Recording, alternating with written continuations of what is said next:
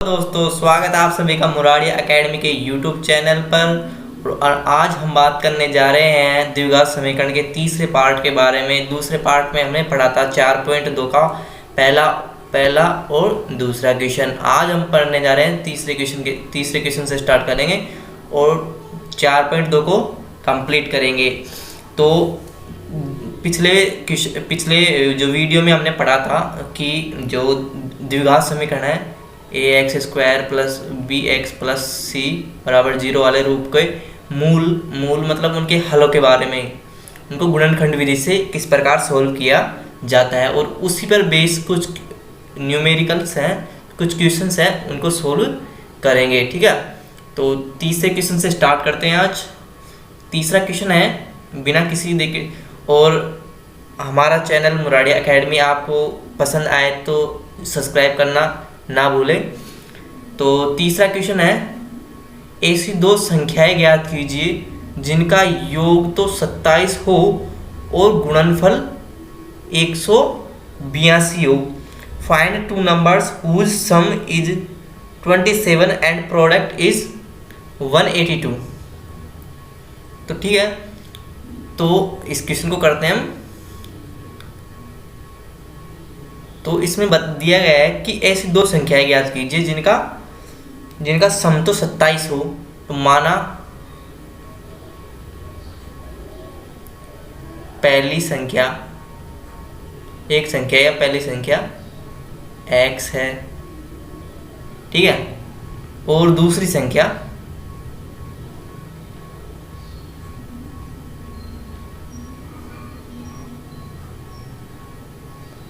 y है। आप इसे इस प्रकार भी कर सकते हो या आप इसे इस प्रकार भी कर सकते हो। माना कि पहली संख्या x है और दूसरी संख्या क्या होगी? दूसरी संख्या होगी 27 माइनस x, क्योंकि उन दोनों का योग कितना दिया गया है? 27 दिया गया है। तो या तो y मान लो या 27 माइनस x, वो तो कैसे भी कर सकते हो आप इस क्वेश्चन को। ठीक है, तो देखते हैं।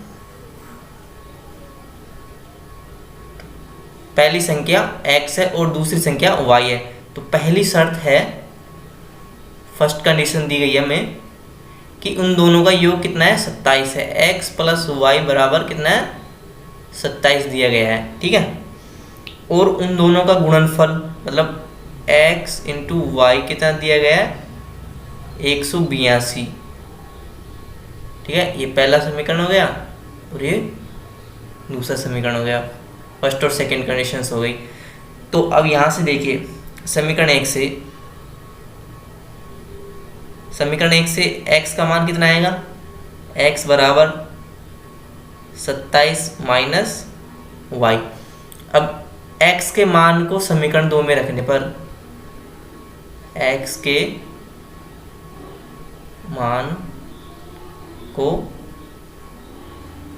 समीकरण 2 में रखने पर, अब x का मान समीकरण 2 में रख देते हैं। ठीक है, तो x का मान समीकरण 2 में रख देने पर तो 27 माइनस y इंटू वाई बराबर 182। तो 27 y से गुणा होगा तो 27 y minus y into y, y square बराबर 182। आप इसमें किसी भी प्रकार रख सकते हैं। अब मान लो यहाँ से आपने y का मान निकाल लिया तो 27 माइनस x y का मान आ जाता, और उसी y के मान को समीकरण 2 में रख सकते थे। ठीक है, किस प्रकार भी आप ये क्वेश्चंस कर सकते हैं। मतलब समीकरण तो द्विघात समीकरण बननी चाहिए, चाहे आप पहले y का मान निकालो या x का मान निकालो। ठीक है, तो ये बन गया हमारा द्विघात समीकरण। और 182 को इस साइड लाएंगे हम। 27 y minus y square minus 182 बराबर 0। ठीक है, अब यहाँ से हम माइनस कॉमन लेते हैं। माइनस कॉमन लेने पर, ठीक है, y square minus 27 y plus 182 बराबर 0। हमने माइनस कॉमन क्यों लिया? क्योंकि हमें एक द्विघात समीकरण बनाना था। ठीक है, अब द्विघात समीकरण में जो ए एक्स स्क्वायर होता है माइनस ए एक्स स्क्वायर थोड़े ना होता है, तो इसीलिए द्विघात समीकरण बना लिया। ठीक है, अब ये माइनस तो कैंसिल आउट हो जाए क्योंकि इस साइड दूसरी साइड 0 है। ठीक है, क्योंकि माइनस को अगर हम इस साइड भेजें तो वो 0 हो जाएगा और हमारे पास आएगा y square minus 27 y plus 182 बराबर 0। अब ये द्विघात समीकरण बन गया। अब हमने कल पढ़ा था कि गुणनखंड विधि से इसे किस प्रकार सोल्व किया जाता है, कि अब हम 27 के टुकड़े करने हैं, कि ऐसे टुकड़े करने हैं कि उनका जो गुणा है वो 182 आ जाए। तो उनका गुणा 182 कैसे आएगा? अब 27 के टुकड़े कैसे किए जाते हैं? 27 के टुकड़े हो सकते हैं 13 और 14। तो हमने इसको इस प्रकार लिख सकते हैं 27 वाई को minus 13 y minus 14 y plus 182। ठीक है, अब यहाँ से देखिए, अब देखो 13 इंटू 14 करेंगे तो 182 आता है, और minus 13 y minus 14 y 27 y, मतलब समीकरण भी संतुष्ट है और हमारा गुणनखंड भी हो गया। ठीक है, अब यहाँ से देखो y कॉमन ले लेते हैं। y कॉमन लेने पर y माइनस 13 यहाँ से इस पर बचेगा, और यहाँ से माइनस 14 y कॉमन ले लेते हैं, माइनस 14 कॉमन ले लेते हैं, इससे यहाँ पर y माइनस 13 बचेगा बराबर 0, और y माइनस 13 कॉमन ले लेते हैं यहाँ से। ठीक है, और यहाँ बचेगा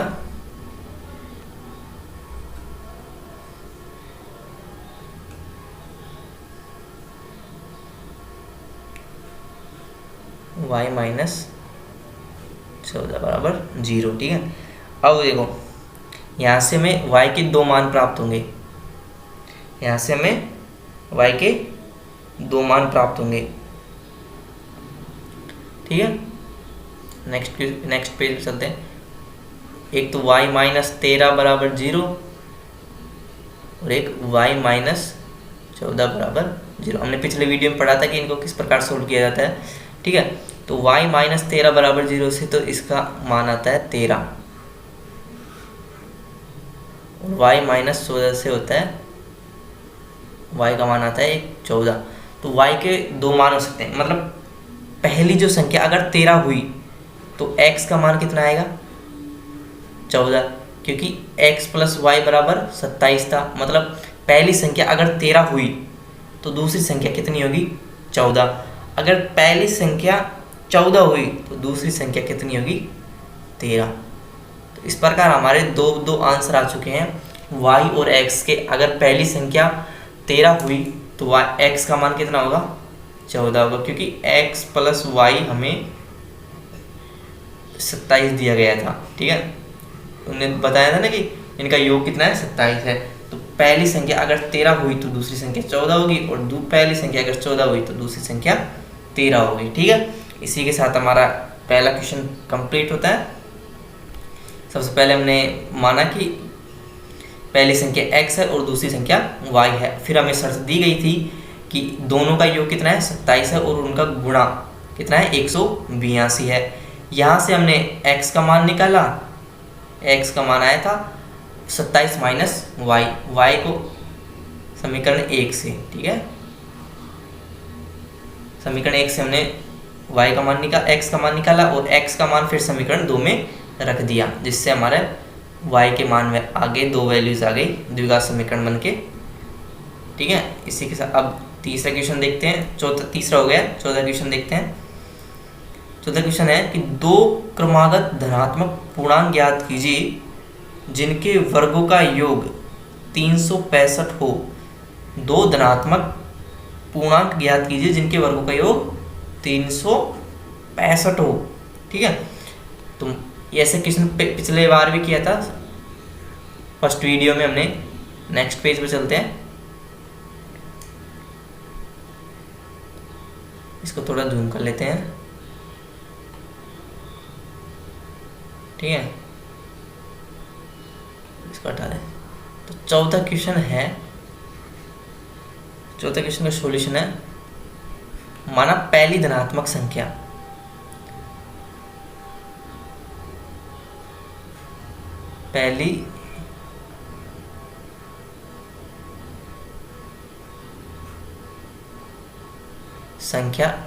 x है, तो दूसरी संख्या मतलब क्रमांगत है, मतलब एक के मतलब एक है, दो है, तीन है, चार है, दो संख्याएं हैं। मान लो अगर हम माने दो है तो उसकी अगली वाली संख्या कितनी होगी, तीन होगी। तो इसके दूसरी संख्या कितनी होगी, दूसरी संख्या माना x+1 होगी, क्योंकि क्रमागत संख्या पूछी है इन्होंने। क्या पूछी है, क्रमागत संख्याएं हैं, ठीक है। पहली कंडीशन तो ये दी गई है, मतलब ये बताया गया है कि दो क्रमागत संख्याएं हैं। तो पहली संख्या माना पहली संख्या कितनी है, x है, तो दूसरी संख्या क्या होगी, x+1 होगी। अब कंडीशन दी गई है,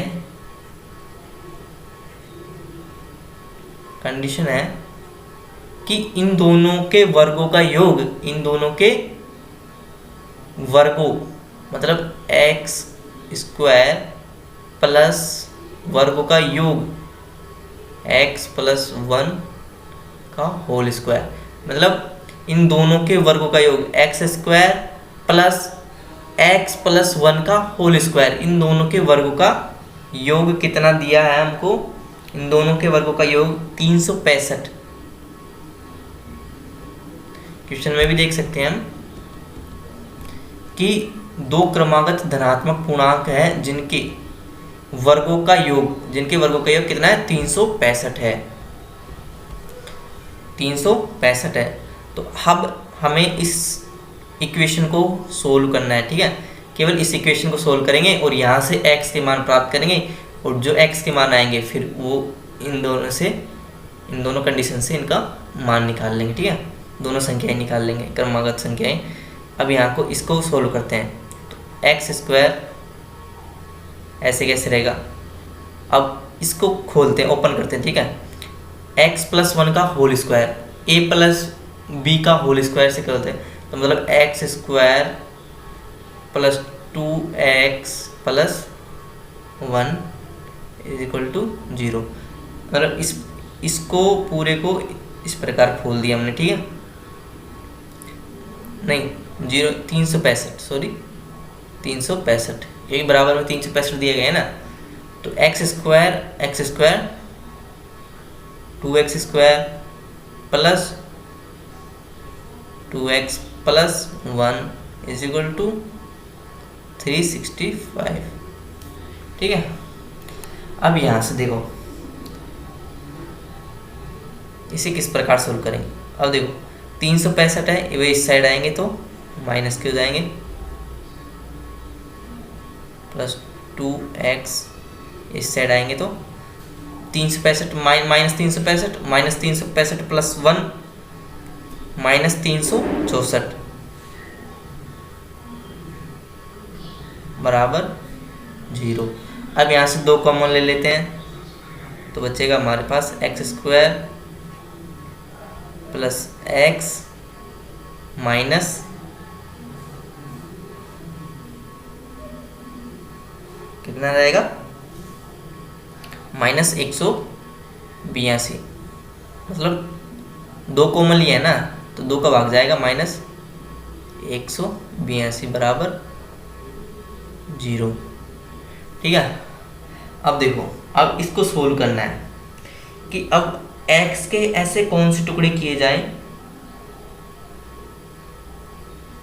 x के ऐसे कौन से टुकड़े किए जाएं कि उनका जो गुणा है वो 182 आ जाए। हमने पिछले में किया है कि x कौन से टुकड़े थे जिनका गुणा कितना जाए 182, तो वो जाएगा 13 व 14।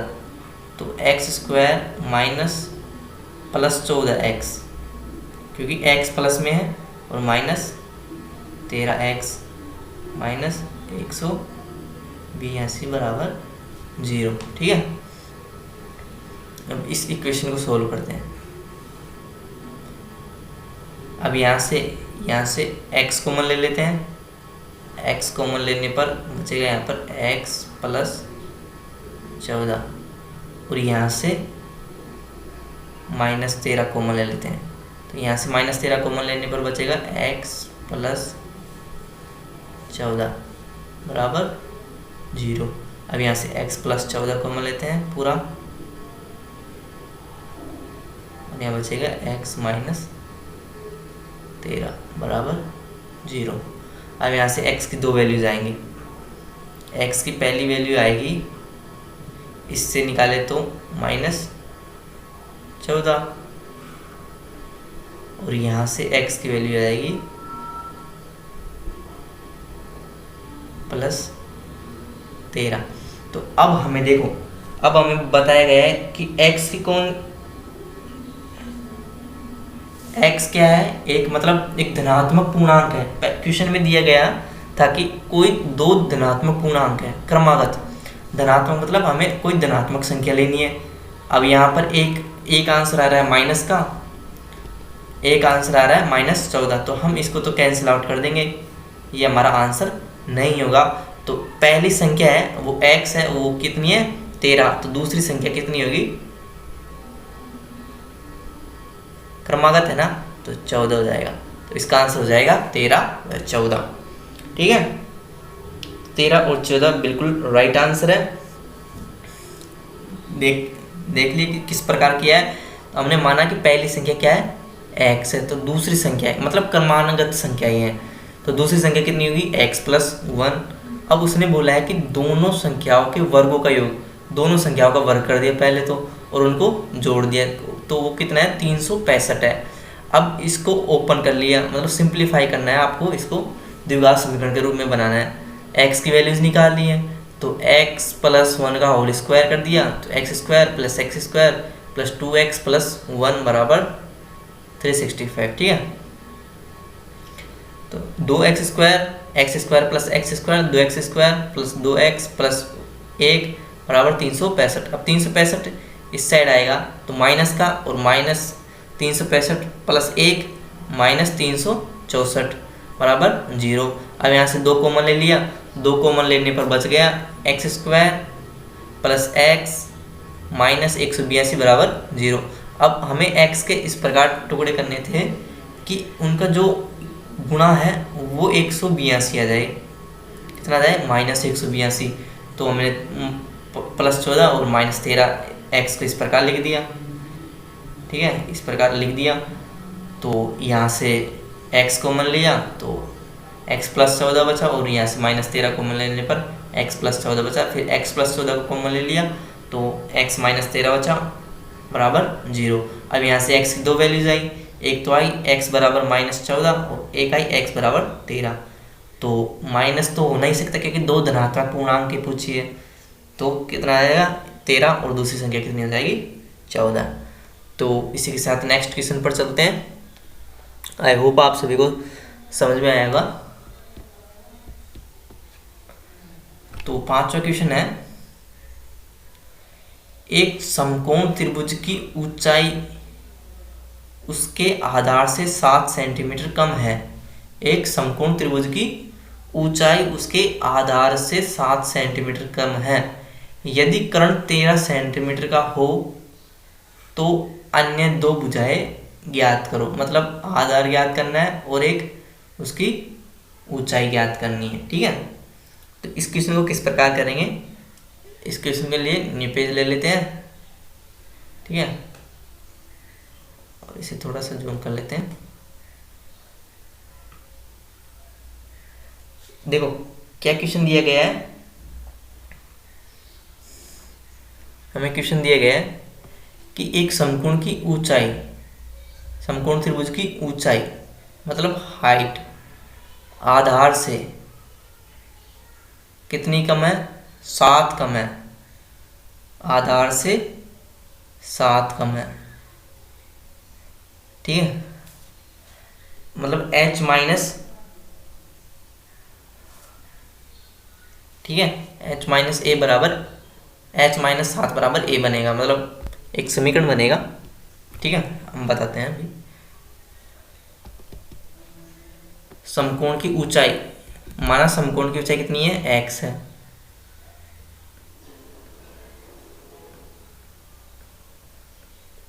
माना समकोण की ऊंचाई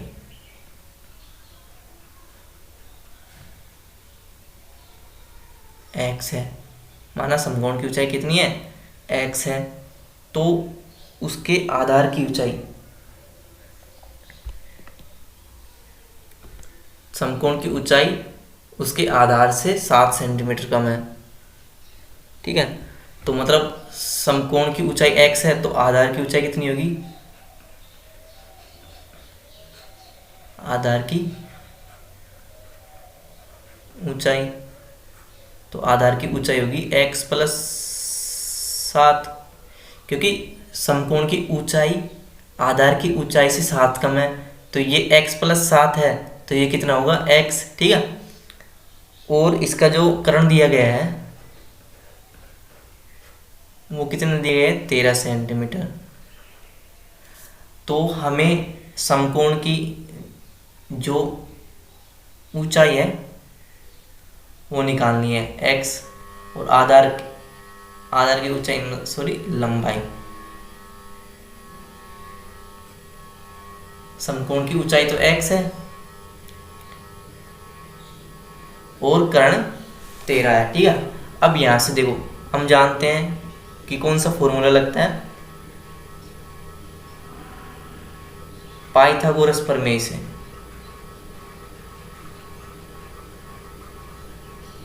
पाइथागोरस प्रमेय से हम जानते हैं कि कर्ण का स्क्वायर बराबर लंब का स्क्वायर प्लस आधार का स्क्वायर। कर्ण का स्क्वायर, ये हमें ध्यान में होना चाहिए। पाइथागोरस प्रमेय क्या होती है, कर्ण का स्क्वायर बराबर लंब का स्क्वायर प्लस आधार का स्क्वायर। अब कर्ण का स्क्वायर कितना है, कर्ण कितना है यहाँ पर 13, और लंब कितना है, मतलब ऊंचाई कितनी है x का स्क्वायर हो जाएगा 13 का स्क्वायर, और आधार कितना है x प्लस 7 और इसका स्क्वायर। ठीक है, तो 13 का स्क्वायर कितना होता है 169 बराबर x स्क्वायर प्लस, अब 7 x प्लस 7। अब इसको ओपन करेंगे हम x a प्लस बी के होल स्क्वायर वाले फॉर्मूले से, तो x स्क्वायर प्लस 2ab, तो 2 इंटू 7 14। ठीक है, तो 14x प्लस 7 का स्क्वायर 49। ठीक है, अब यहाँ से देखो 169 बराबर 2x square plus x square 2x square plus 14x plus 49। ठीक है, अब इसको इस प्रकार भी लिख सकते हैं 2x square plus 14x plus 49 बराबर 169। अब 49 दूसरी साइड जाएगा तो किस में हो जाएगा, माइनस में, तो 2x स्क्वायर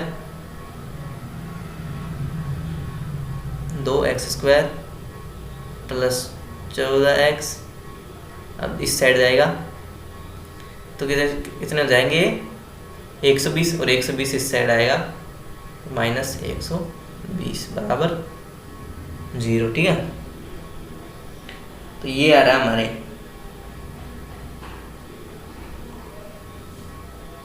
अब यहाँ से 2 कॉमन ले लेते हैं, तो 2 कॉमन लेने पर x square plus 7x minus 60 बराबर 0। अब 7 के ऐसे टुकड़े करने हैं कि उसका कितना आ जाए 60 आ जाए, तो 7 12 12 और 5, 12 और 5 इसके सही टुकड़े होंगे, तो plus 12x minus 5x minus 60 बराबर 0। अब यहाँ से x को मान ले लेते हैं, तो x प्लस 12, अब यहाँ से माइनस 5, x प्लस 12 बराबर 0, और यहाँ से x माइनस 5, x प्लस 12 बराबर 0। यहाँ से x के दो मान आएंगे, x बराबर 5 और x बराबर माइनस 12। अब माइनस 12 तो हो नहीं सकता, क्योंकि जो लंबाई है, जो लेंथ होती है वो किस में होती है, हमेशा धनात्मक होती है, तो माइनस 12 इसका गलत आंसर हो जाएगा। ठीक है, और हमारे जो समकोण की ऊंचाई है वो 5 आ जाएगी। ठीक है, कितनी आ जाएगी, 5, बिल्कुल राइट आंसर आ जाएगा 5 समकोण की ऊंचाई। अब आधार की लंबाई, आधार कितना होगा, आधार है हमारा x प्लस 7, आधार कितना है, x प्लस 7, मतलब 5 प्लस 7 बराबर 12, तो 12 सेंटीमीटर का तो आधार हो जाएगा। ठीक है, और 12 सेंटीमीटर का आधार, और जो उसका लंब है वो कितना हो जाएगा, 5 सेंटीमीटर। लंब कितना हो जाएगा, 5 सेंटीमीटर। ठीक है, तो 5वां क्वेश्चन भी हमारा पूरा हुआ।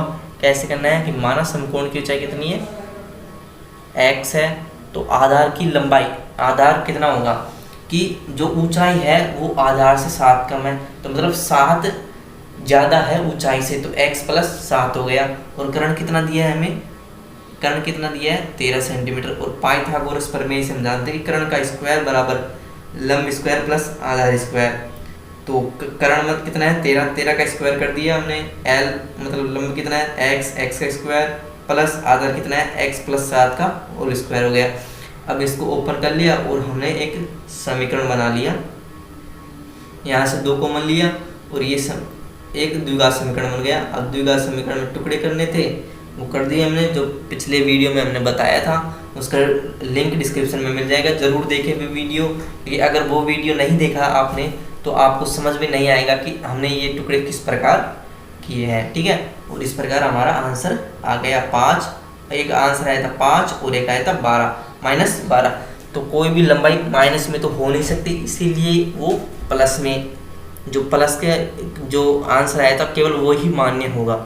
ठीक है, और लंबा हमारा 5 सेंटीमीटर और आधार कितना हो गया 12 सेंटीमीटर। ठीक है, इस प्रकार हमने ये क्वेश्चन कंप्लीट किया। कौन सा क्वेश्चन है ये, 5वां क्वेश्चन है। ठीक है, 6ठा क्वेश्चन देखते हैं अब।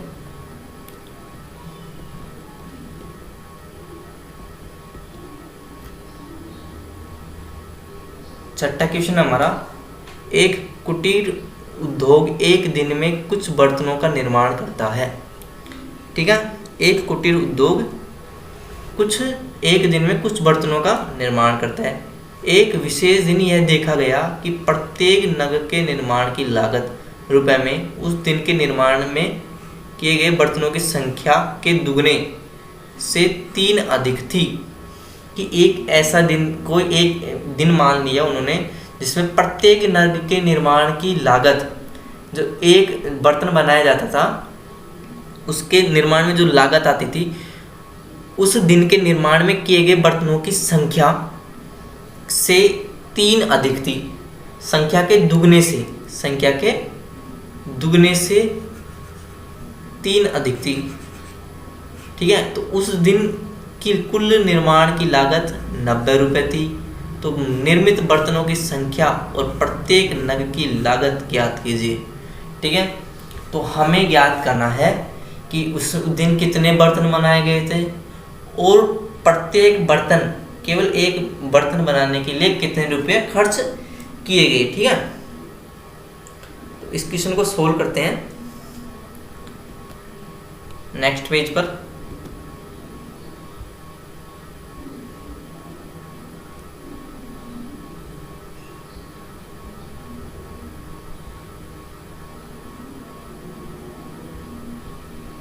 छठा क्वेश्चन हमारा, तो सबसे पहले हमने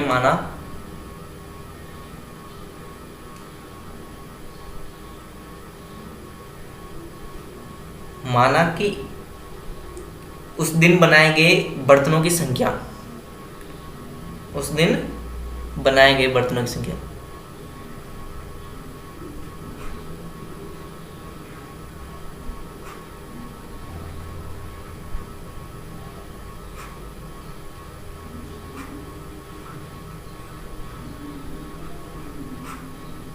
बर्तनों की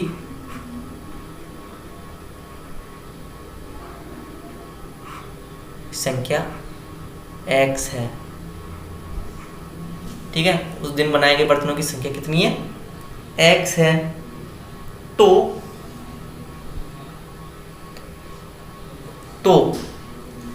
प्रत्येक बर्तन बनाने के लिए, प्रत्येक नग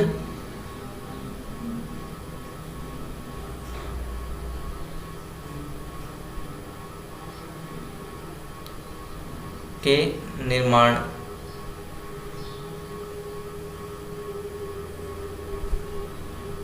प्रत्येक नग के निर्माण का खर्च कितना था, प्रत्येक नग के निर्माण का खर्च कितना था, उस दिन बनाए गए बर्तनों की संख्या के दुगने। उस दिन कितने बर्तन बनाए गए थे, x, तो उस दिन बनाए गए बर्तनों की संख्या के दुगने से 3 अधिक था, दुगने से 3 अधिक था। ठीक है, तो प्रत्येक नग के निर्माण का खर्च कितना हो गया, 2x + 3। ठीक है, तो और उस दिन जो पूरे बर्तन बनाए गए थे उसका पूरा खर्च आया था 90 रुपये। ठीक है, तो प्रत्येक नग के निर्माण का खर्च 2x + 3 है, तो पूरे बर्तन बनाने के लिए किया गया खर्च, तो पूरे बर्तन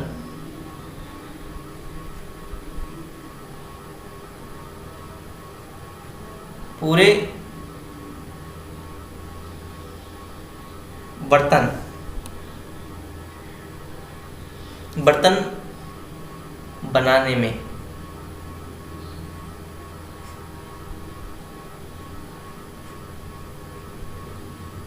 किया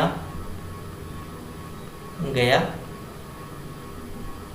खर्च, तो पूरे बर्तन कितने होंगे, बनाने में किया गया खर्च कितना होगा, x तो बर्तन बनाए गए थे, और प्रत्येक नग के निर्माण में खर्च कितने हुए थे, प्रत्येक नग मतलब है एक एक बर्तन, x + 3 कितना हुआ है, और ये दिए गए हमें 90 रुपये खर्च हुए थे। ठीक है, अब इसको सोल्व करना है और इससे हमारा आंसर आ जाएगा कि प्रत्येक नग के निर्माण में कितना खर्च हुआ और उस दिन बनाए गए बर्तनों की संख्या कितनी थी। तो x को 2x से गुणा करेंगे तो 2x² + 3x, क्योंकि x 3 से गुणा होगा तो 3x = 90। अब 90 इस साइड आ जाएगा, तो 2x² + 3x - 90 = 0। ठीक है, अब इसको सोल्व करना है, तो 2 × 90 180, तो 3 के ऐसे टुकड़े करने हैं कि 180 आ जाए। ठीक है, उनका गुणा कितना आ जाए, 180। तो 3 के टुकड़े कौन कौन से होंगे, 15 और 12। 15 × 12 करते हैं तो कितने आते हैं, हमें 180 मिलते हैं। तो 2x² + 15x - 12x - 90 = 0। अब यहाँ से इसको थोड़ा सही तरीके से लिखते हैं, 2x² - 12x + 15x, जिससे कॉमन लेने में सुविधाजनक रहेगा। ठीक है, अब यहाँ से 2x कॉमन ले लेते हैं, तो 2x कॉमन लेने पर x - 6, 12 में से 2 कॉमन लिया तो 6 प्लस, अब यहाँ से 15 कॉमन ले लेते हैं, 15x - 6 = 0।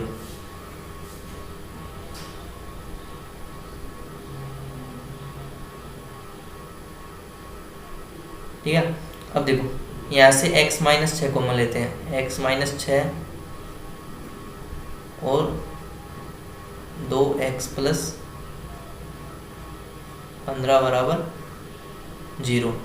अब देखो यहाँ से देखो, अब यहाँ से x के दो मान प्राप्त होंगे, तो पहला तो होगा x माइनस 6 बराबर 0 और एक होगा 2x प्लस 15 बराबर 0। तो यहाँ से x की एक वैल्यू आ जाएगी 6 और यहाँ से एक x की वैल्यू आ जाएगी -15, x बराबर -15/2। तो अब कोई बर्तन बनाने की संख्या कोई माइनस में थोड़े ना होती है, तो ये आंसर तो बिल्कुल गलत हो जाएगा हमारा, और केवल आंसर कितना हो जाएगा 6। तो उस दिन बनाए गए बर्तनों की संख्या कितनी थी 6। और प्रत्येक नग के निर्माण में आया खर्च कितना होगा 2x, तो 2 × 6 प्लस 3, तो ये हो जाएगा 15। प्रत्येक नग के निर्माण में जो पैसे खर्च हुए थे वो कितने थे 15 रुपए, और उस दिन बनाए गए बर्तन कितने थे 6 बर्तन थे। ठीक है, किस प्रकार किया आपको बिल्कुल समझ में आया होगा कि माना उस दिन बनाए गए बर्तनों की संख्या कितनी थी। देखिए हमने शुरू से किया कि माना उस दिन बनाए गए बर्तनों की संख्या कितनी थी, माना उन्होंने x बर्तन बनाए और प्रत्येक नग के निर्माण का खर्च आया था। उन्होंने कंडीशन दी है कि उस दिन बनाए गए बर्तनों के संख्या के दुगने से 3 अधिक खर्च आया था। और उसने हमें बताया भी कि उस दिन पूरे जो बर्तन बनाने का खर्च कितना है 90 रुपये आया था। तो पूरे बर्तन कितने बनाए गए थे x × 2x प्लस 3, प्रत्येक नग का खर्च और बर्तनों की संख्या उनको इंटू कर देंगे तो पूरे बर्तनों की संख्या खर्च आ जाएगा, और वो कितना है 90। इससे यहाँ से हमें कोई एक समीकरण मिल जाता है, द्विघात समीकरण मिल जाता है, और उसी द्विघात समीकरण की मदद से हमारा आंसर आ जाता है 6 और -15/2। तो ये तो बिल्कुल गलत हो जाएगा क्योंकि ये माइनस में आ रहा है और हमें माइनस का आंसर होना ही चाहिए क्योंकि बर्तनों की संख्या पूछी है। तो 6 हमारा बिल्कुल राइट आंसर हो जाएगा, और बर्तनों की संख्या कितनी आ जाएगी 6, और इसी की सहायता से प्रत्येक नग का खर्च कितना जाएगा 15 रुपये। तो इस प्रकार आज का 4.2 हमारी पूरी हो गई है। ठीक है, 4.2 कंप्लीट हो गई है। आप इसके उदाहरण और प्रैक्टिस करते रहिए। ठीक है, और अगर वीडियो अच्छा लगा हो तो चैनल को लाइक और सब्सक्राइब ज़रूर कर दीजिए, और इसको ज़्यादा से ज़्यादा अपने फ्रेंड्स के साथ शेयर करिए, क्योंकि जितना ज़्यादा आप शेयर करोगे उतना ही ज़्यादा आपका भला होगा और हमको भी सपोर्ट मिलेगा।